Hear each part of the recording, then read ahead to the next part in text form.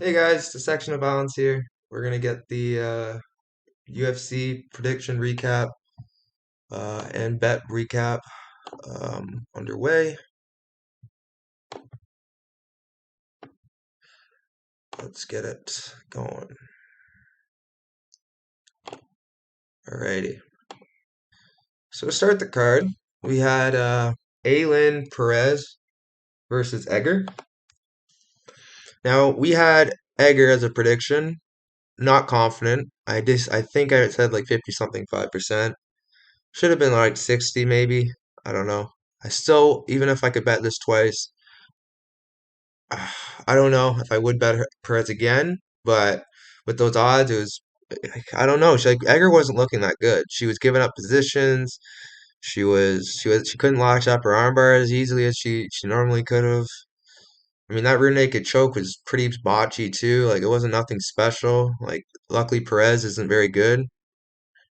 Yeah, Perez just yeah, she should just stick to twerking because that's not her thing. Is fighting because like I mean she can throw, but when she's tired, she gave up real quick, and I did not like that performance at all from her. So, and Egger, both of them aren't really that special, so can't really take too much away from this fight other than Egger won. Moving on though, oh, wish you could just flip it. Christian Quinonez, let's just keep it like this. Christian Quinonez versus Khalid Taha. See, this is where the night started going a little south. So I had Kristen Quinones as a bet for 2 units, I believe. One unit I told you guys about, and then the other unit I did live.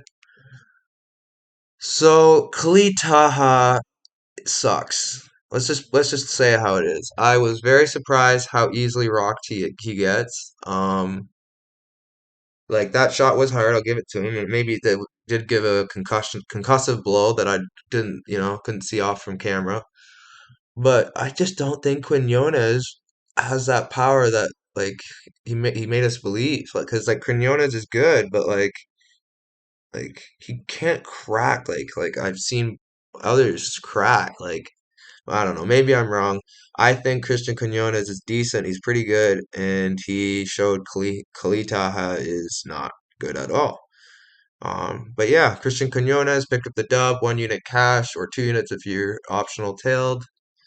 Um, yeah, moving on though to a superstar performance out of Benoit Saint-Denis and Gabriel Miranda. Gabriel Miranda, well,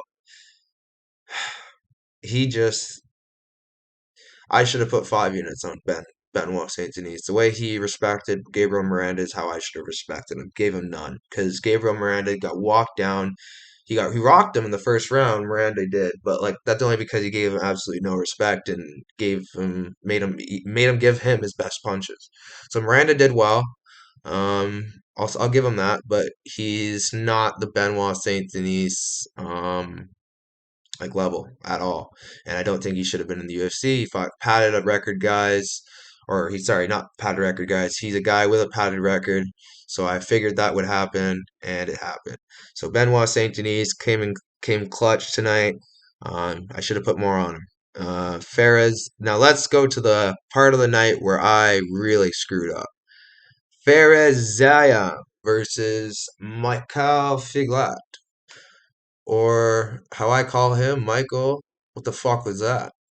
Because yeah, Michael Figlak is. I don't know what the hell that was. That was a terrible performance. He got out wrestled by a striker. That was supposed to be his main game was grappling. His boxing was piss poor. He got elbowed from elbows that I saw coming from like last week. Like they weren't like John Jones elbows where they were like, holy shit, he just landed that. It was like, oh, I saw that coming. Oh, he didn't move his head. It's frustrating watching those fights. It literally felt like I was in quicksand throughout the whole fight watching. Anyways, I was really down after this fight, so I didn't get to watch the start of the next fight. But I'm gonna just say that set me back over 20 units, so that's probably why. But moving on, we made a chase play with Robert Whittaker, and we'll talk about that later. So John Makdessi John Makdessi, man. He has heart. For his age, he's got heart, man. He does not want to be denied, even though he ate some really big shots. Nasrat, he's showing a little more technical abilities. I feel like he's finding more confidence, even though he's always been confident. I feel like he's finding that confidence that, is like a good confidence, not like a confidence where you're, delusional. So I feel Nasrat is gonna keep improving, being a young fighter, and beating John Makdessi is a great win for his career.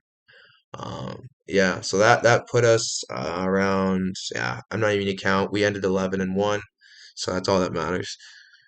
Abus Magomedov versus Dustin Stoltzfus. Now Stoltzfus is garbage. He's just not good. He he doesn't take damage well. He's a mediocre grappler, and I don't know why he's in the UFC.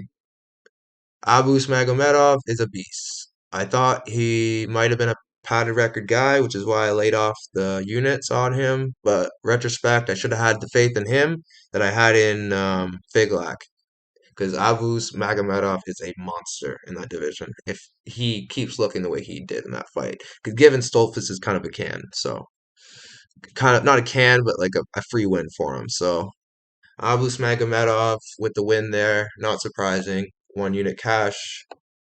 Moving on though, an underdog play on the card that we got right. We had Nathaniel Wood as an underdog. I knew Charles Jourdain was overrated. Everyone's all high on him because of how he looked in the third round against Shane Burgos. Sorry, he's not in the UFC anymore. He's out of my mind. No, I'm just joking. But Shane Burgos literally like I don't know, like he put that body lock in, his legs were jelly, and that's why he had that good third round that everyone was talking about. He's not really a cardio machine. He's got decent cardio, I'll say him that. Good decent grappling, decent striking, but he's not Nathaniel Wood's level. I just knew he wasn't, and that proved it. That performance proved it. Wood put a pace on him that he couldn't keep. He had more tools in the toolbox, and Wood just showed how he's a more well-rounded fighter. I don't know if Wood should stay at this weight class, but I think Wood could do whatever he wanted. To be honest, he's very technical, very talented, great cardio, like not much more I could say about the guy. He's awesome. Thank you, Nathaniel Wood, for that money. Moving on though, William Gomis versus Jourdain Errens. Oh, I'm gonna give Jourdain his credit. He was game. He showed up, tried to finish. He had him hurt in the second round. He almost finished it with a triangle in the third, but unfortunately, William Gomis is game, and he was not going to be denied in his home country. I don't know if it's a country, but don't quote me on that. William Gomis is an absolute savage. I don't know if his career is going to go the way he thinks it's going to go, but I'm here for it, and I'm going to pick him for all the mediocre guys. But against the higher level guys, I'm not going to be on him unless he shows vast improvement because he was not looking that great. Anyways, moving on. We had Roman Kopylov, which I was very torn on the whole week. I went back and forth on this. I finally stuck with my guns in Kopylov, and Kopylov got the job done. Even though he looked gas in the second, I thought he was done in the second. He came back and absolutely finished him in the to the start of the third. He did exactly what Alessio's coaches were asking him to do. They're asking Alessio to do body kicks and set it up for a head kick, and that's what Roman did. Except no head kick. He followed it up with a beautiful boxing that put him face plant on the ground. Roman Kopylov with a beautiful win for his first win in the UFC. I'm very happy for him, and I'm happy I was the one that predicted it. Um, Moving on though, we had Nasruddin Imavov versus Jaquan Buckley. Now Buckley earned a lot of my respect. I thought Buckley would have got finished in the third round. But man, that coaching system he has over there and that mercy pressure style, man, they're so good, man. Like I love that coach. Like telling him like, well, they get weaker, we get stronger. I love that shit. Like we need more coaches like that in the game. They're just so animated. They're so I feel their energy. How could the fighters not? But yeah, Imavov just did what he had to do for the first 2 rounds. Just pieced them apart. I'd say for the first two. The last round was I'd give it to Buckley, but Imavov, he could have arguably won that round as well. Good performance by him. He's gonna have to clean shit up if he wants to fight the top level guys, but he definitely showed how good he truly is, and I'm happy I got that one right because I was on Buckley a little bit to start the week. So I'm happy Imavov proved my gut right. Moving on to the star of the show, the reason why we're here, why I'm so happy to be able to talk about this card. I would be a very depressed man sitting here if he did not get the job done. Robert Whittaker, what a beauty! 3 rounds, domination. Might have lost the first, but that was domination, man. I was a little worried leaving the first that like if he was gonna, because he's a slow starter. I thought he was like maybe sleeping, or maybe he was just lulling him to sleep or something and do a head kick. But no, that was just him getting his rhythm and timing. And once he did that, man, it was just downhill for Vettori. Vettori was getting pieced apart, beat up. It was kind of rough to watch in the third round. Vettori's just a tank, man. I don't know how anyone like takes those shots and don't fall down. Like the real test is gonna be. I mean, I don't want to see that because then the hype train will end. But Vettori versus Pereira would be a fun fight. I really would love to see that because Pereira's not knocking him out. And speaking of knocking out, on to the main event of the evening. Gane versus Tai Tuivasa. Now Tai, he almost did proved us right. Like, I mean, I didn't predict him to win, but I bet him to finish him by knockout, and that he almost did with the beautiful right hand that dropped floored Gane, and like, given he got right back up, but that could have like if it was any weaker of a chin, that would have put a knockout punch, and Gane would have an 11-2 record, or sorry, 10-2 record, and Tai would be fighting for a belt next.